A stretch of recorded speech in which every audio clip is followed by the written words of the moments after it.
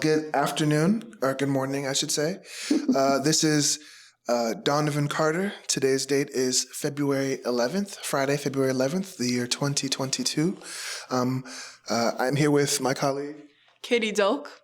And I'm here with Miss Nancy Green. Okay, Miss Nancy Green. Thank you again so much, Miss Green, for your time today. I'll be saying that a lot. So firstly, could you tell me a little bit more about yourself? About you and your life? Where you're from? I'm a retired school teacher. I've been retired for quite a while now.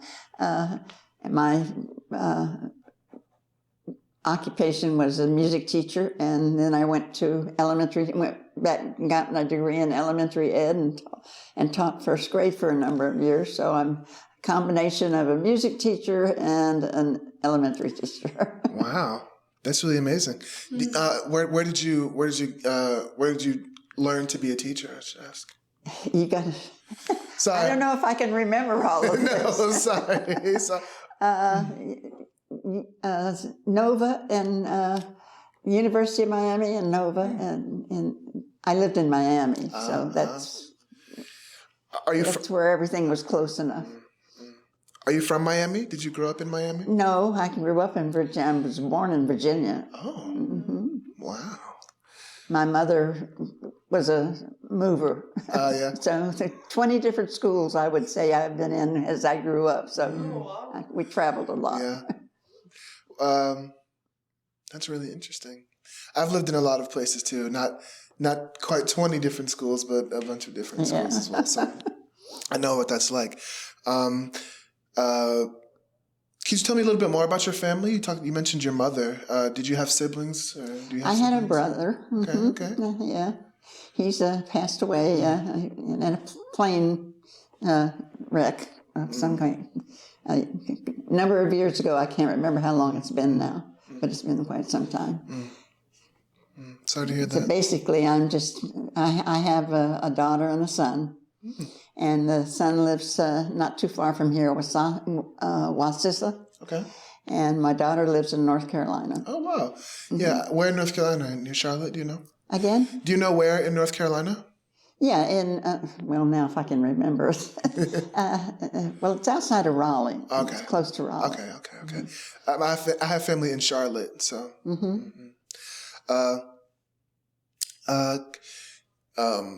Could you tell me a little bit more about your life growing up? You said you lived in many different places. Where else did you move to? Well, my mother was married multiple times, and that included a lot of moving around and traveling. And so I've gone from Washington State all the way across. As a child, started a school out in California. My stepfather at that time was a logger, an independent logger. And so I lived out in the woods in California. Wow. That must have been really fun. The trees out there are beautiful. It was beautiful out there, but being as small as I was, I don't have a lot of memories of those kinds of things. And I'm a good one for forgetting things over time anyway, so. I mean, I'm in my 80s. How much of this can you remember? That's a good point. Could you tell me a little bit more about your time teaching, your career teaching? Where did you taught? You said you taught in Miami, or? Yeah, in the Miami area mostly. When my children were old enough to go to nursery school, I'm trying to remember the names of the schools, and I can't. The junior college opened a campus not far from where I lived, and the opportunity was there, and I've always been a student interested in things like that. So I started the school when my daughter was old enough to go to nursery school for the mornings. And that's how I earned my degrees. And I earned 2 degrees and started a third, but threw it away, which I understand a lot of pre-doctoral students do. Yeah, absolutely. That's very true. I have a question.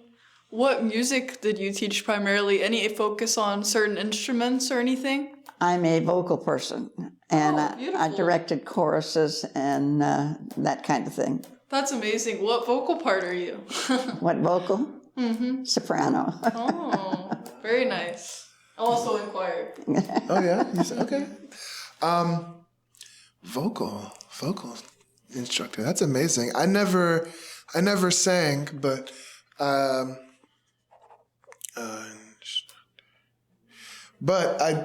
do play saxophone. So I have I have fond memories of my music teacher growing up as well. So I can definitely tell you that teaching music is very valuable to students. Yeah. So. I've always loved it. From the time I was a little kid, and could reach the piano keys with my fingers, and I would try to do that. And so it just grew along with us. I never gave it up. Yeah, that's awesome. Do you still sing a lot? Do you find yourself singing? Say again? Do you find yourself singing a lot still? Just tunes in your head? Well, I've either singing a lot or hearing it a lot. I mean, like that's what puts me to sleep at night and everything. So it stays with you. Yeah. Yeah.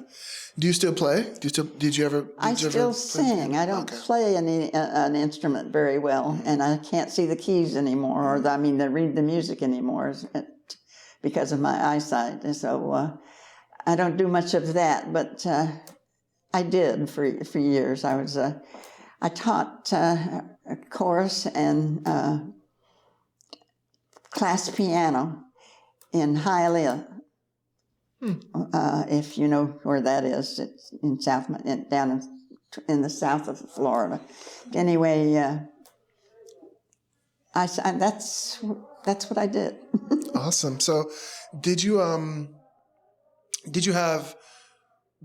Were you ever classically trained in music or singing, or did you teach yourself? Or? Actually, I started off just on my own. The piano keys were there, and I could reach them with my little fingers, and I was fascinated by it. And my mother let me start with the next door neighbor gave me lessons for 50 cents a lesson, and that's how I started, and I just never stopped. Every opportunity, and then I got together with a couple of girlfriends, and we began to sing, and we tried out at a talent show in Norfolk, Virginia, and we won it, and we began to sing on the radio. Wow! There, that was years and years ago, but Norfolk was a Navy town, and so there was plenty of opportunity to perform. I just want to ask what music you sang a lot of the time. Well, at the time, it was all popular, some classics, but popular.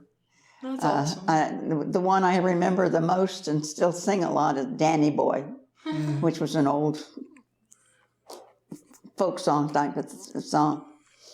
But, and me and my girlfriend, I can't even remember her name now, it's been so many years ago, but me and my girlfriend won a contest, and so we sang on the radio, and our theme song was Coffee Time. Coffee time, da-da-da-da-da-da, it's coffee time. We'll celebrate for just a dime and have a cup of coffee. That's amazing. Thank you. That's so fascinating. That's incredible. That's an incredible story.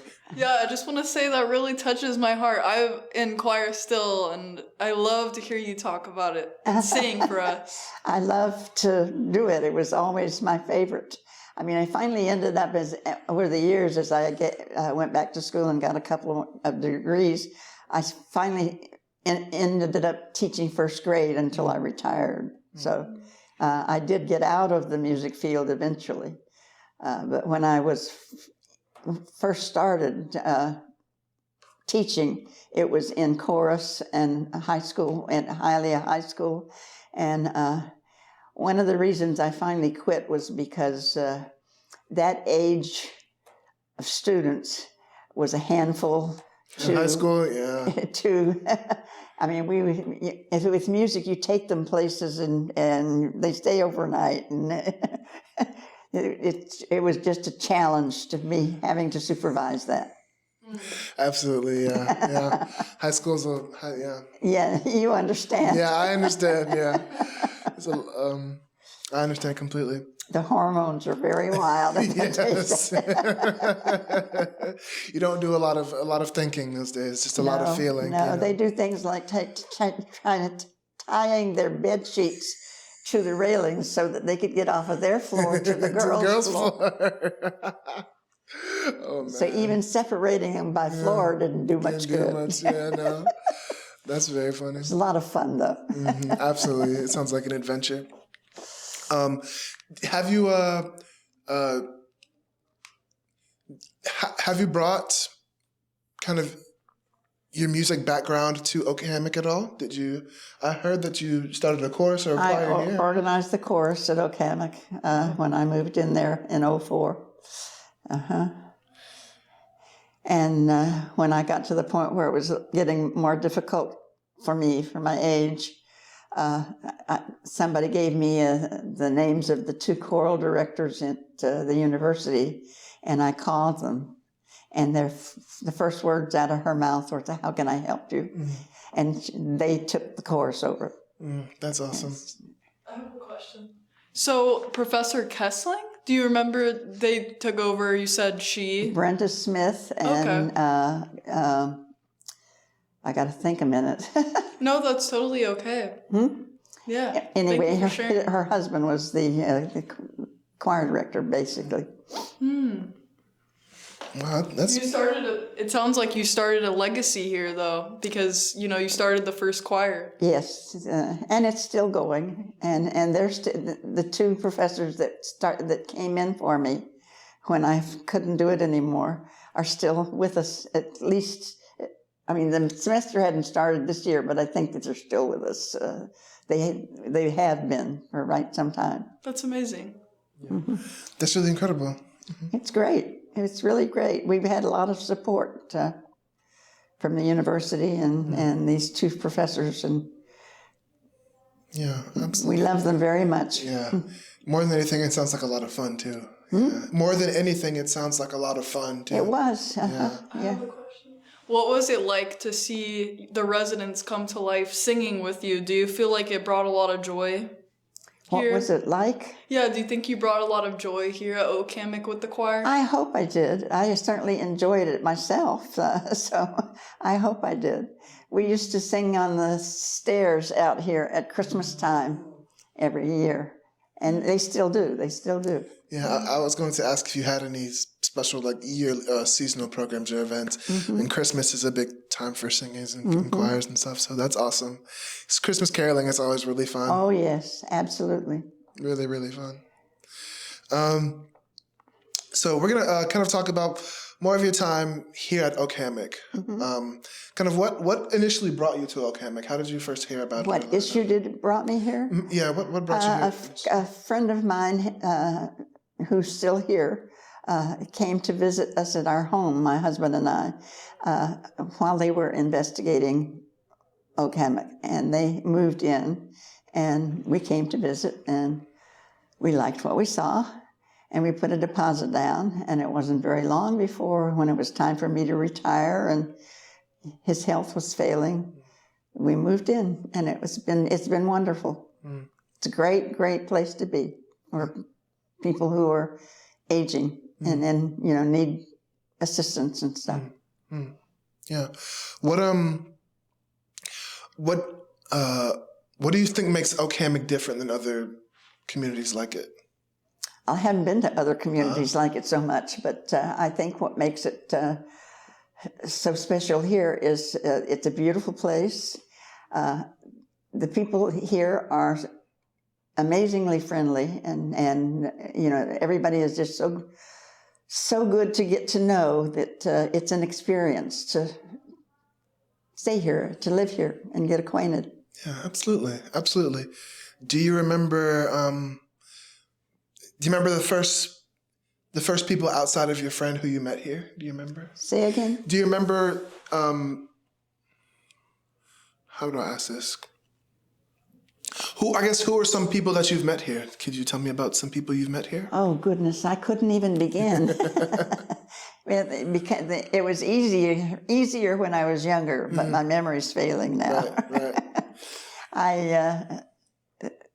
I guess the chorus was the implement that made the most impact on me and made me as well known as I am here and that kind of thing. So, yeah, that's really, really good. It's been a wonderful life to live here. 2004 was when I moved in, I think, if I remember right.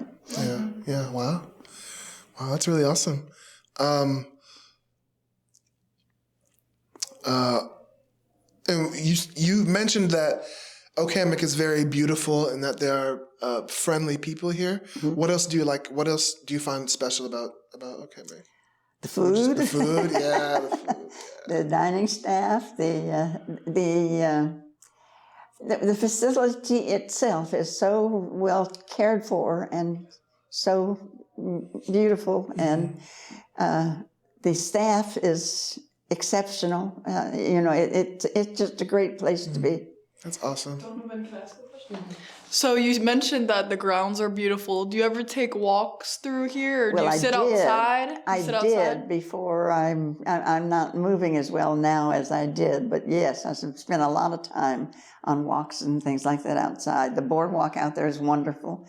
When my husband was living, he had a garden down at the Garden Palots, and that was his.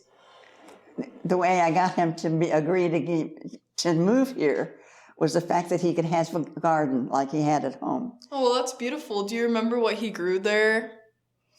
Vegetables, fruits, anything he could plant. He just loved to garden. That was his hobby. That's beautiful. And they had a greenhouse and everything. They still do. And he was pretty instrumental in organizing it in the beginning. That's really spectacular. I think gardening is a lovely hobby. It is for somebody who's likes to grow things and that kind of stuff. Yeah. It's funny, I never grew anything till he came along. He taught me what little bit I know. How did you meet your husband? Do you remember how you met? A girlfriend introduced me to him, and something clicked. Yeah. What's your husband's name? What is your husband's name? Julian Bruce, JB we called him. Bruce. JB. Julian Bruce. That's lovely. He passed away 2 or 3 years ago here, and that was hard. Yeah. I'm sorry. I'm sorry for that. I'm sorry to hear that.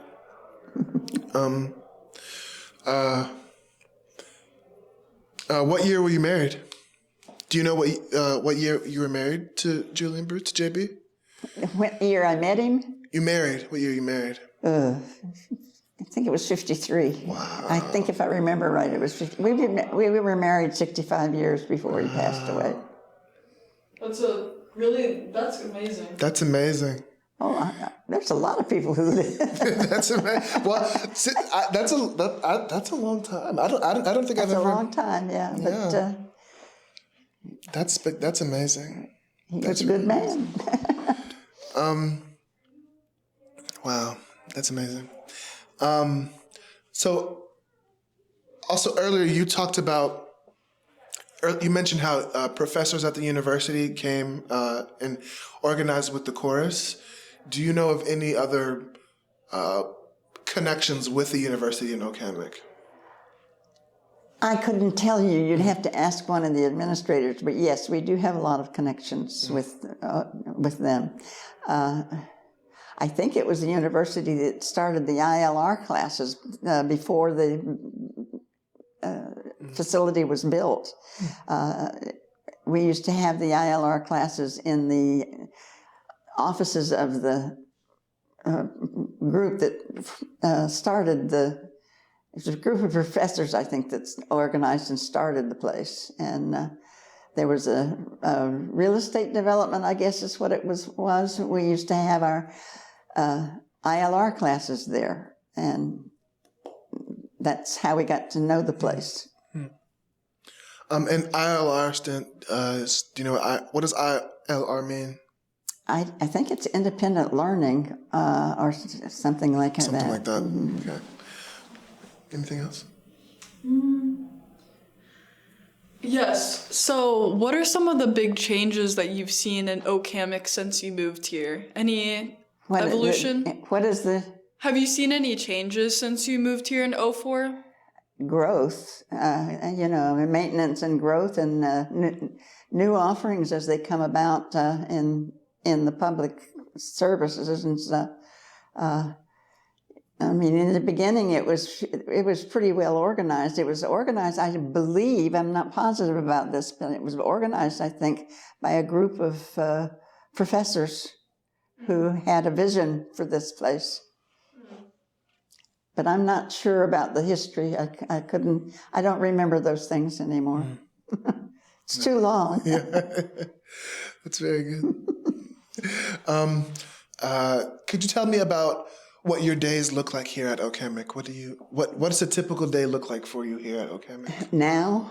Well, now I'm pretty much isolated to my room because I have difficulty getting around. So, and even that is special because the apartments are beautiful. You furnish it yourself, you decorate it yourself and everything. And so I have everything that I would have in my own home if I lived where I used to live, which was out in Keystone Heights. And I could never have stayed there by myself after my husband passed away. So it was a blessing that we moved here. So it was, it's a good history there, but a friend of ours came and visited us over the weekend when they were looking at this place. And they moved here, and they're still here, and their health is still good. So, it's the care and the concern and, that kind of thing it's always been great. It's an amazing place. That's wonderful. I wanted to ask you what brought you to Gainesville? If you lived in Miami before? Or... I got to think back. It's been so many years. We bought the piece of property in Keystone Heights. We were looking for a place to retire. My husband was going to be retiring soon, and we were looking for a place in Florida. We didn't want to leave Florida, but we wanted a place where we had a space he could grow his gardens and that kind of thing. And we built a house. We bought the piece of property and built a house near Lake Brooklyn, across the road from the lake, where he had fishing there and gardening there and all of that. Wow. Anything else? Are there any really special decorations in your room that mean a lot to you when you look at them? Yeah, in my bookshelf there are some. Pictures of the beginning chorus and things like that. Yeah, a couple of things that I made during that time that I was still directing the chorus. A big lap quilt that I made that just music activities and stuff on, things like that. Pictures. That's wonderful. That's amazing. Is there anything else you want to say? I can't think of anything. No, that is quite all right. Do you have any more questions, Katie? Thank you so much for sharing with us. I loved hearing you talk about the music especially, and hearing you sing. Yes. You still have a lovely voice, Mrs. Green. Well, it's true. thank you. Yeah. So, again, thank you so much for your time today. We really do appreciate it. You're certainly welcome. I'm flattered to have been asked to be interviewed. I think it's nice. No, absolutely. We do appreciate your time. We're not going to take too much more of it. Is there anything? I think that'll be all. That'll be all. Yes. That'll be all for today. So Okay, thank you again so good, much. Good.